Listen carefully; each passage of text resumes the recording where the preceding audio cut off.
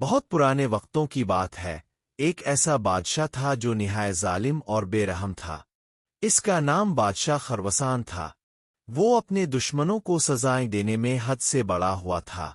وہ صرف زمین پر قید خانے بنانے پر قناعت نہیں کرتا تھا، بلکہ اس نے سمندر کے اندر ایک خفیہ جیل تعمیر کروا رکھی تھی۔ یہ جیل سمندر کی تہہ میں ایک پراسرار غار کے اندر واقع تھی۔ وہاں پہنچنے کا راستہ صرف بادشاہ کے خاص سپاہیوں کو معلوم تھا۔ اس جیل میں روشنی، ہوا امید کی کوئی کرن نہیں تھی۔ جو بھی اس جیل میں جاتا کبھی واپس نہیں آتا۔ کہا جاتا ہے کہ وہاں قیدیوں کی سسکیاں پانی کے اندر گونجتی تھیں۔ ایک دن ایک نوجوان لڑکا نعیم بادشاہ کی نافرمانی کے جرم میں گرفتار ہوا، لیکن نعیم عام انسان نہیں تھا۔ وہ عقل، حوصلے اور ہمت سے بھرا ہوا تھا۔ جب اسے سمندر کے اندر جیل میں قید کیا گیا تو اس نے وہی کیا جو کسی نے کبھی نہیں کیا تھا۔ اس نے جیل کے اندر ایک خفیہ سرنگ تلاش کر لی۔ نعیم کو قید ہوئے کئی دن گزر چکے تھے۔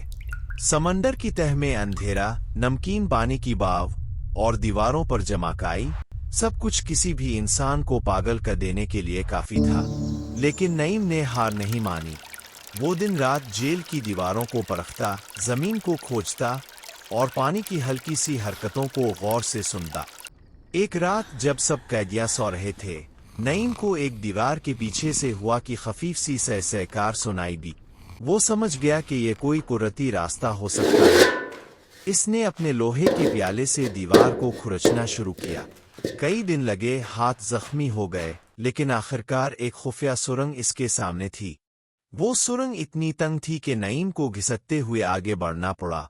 کئی گھنٹے گزر گئے، سانس رکنے لگی، لیکن آخرکار وہ ایک غار میں پہنچ گیا جو سمندر کے ایک ویران جزیرے کے نیچے کھلتی تھی۔ وہاں سے اسے روشنی دکھائی دی۔ وہ آزاد ہو چکا تھا۔ لیکن نعیم کا سفر یہیں ختم نہیں ہوا۔ اس نے واپس جا کر ایک منصوبہ بنایا، قریبی علاقوں کے مظلوموں کو جمع کیا اور ان سب کو وہ خوفناک قید خانہ دکھایا جو سمندر کے نیچے چھپا تھا۔ لوگ غصے سے بڑک اٹھے۔ انہوں نے بغاوت کی ٹھانی۔ ایک رات نعیم اور اس کے ساتھیوں نے بادشاہ کے محل پر حملہ کیا۔ ظالم بادشاہ حیرت زدہ رہ گیا کہ ایک مارد قیدی اسے للکارنے آ گیا ہے۔ آخرکار نعیم نے بادشاہ کو پکڑ کر اسی سمندری جیل میں قید کر دیا، جہاں آج بھی اس کے چیخنے کی آوازیں پانی کے اندر سنائی دیتی ہیں۔ اگر آپ کو یہ کہانی پسند آئی ہو تو ہمارے چینل ونٹیج ریئلٹی ٹیلز کو ضرور سبسکرائب کریں۔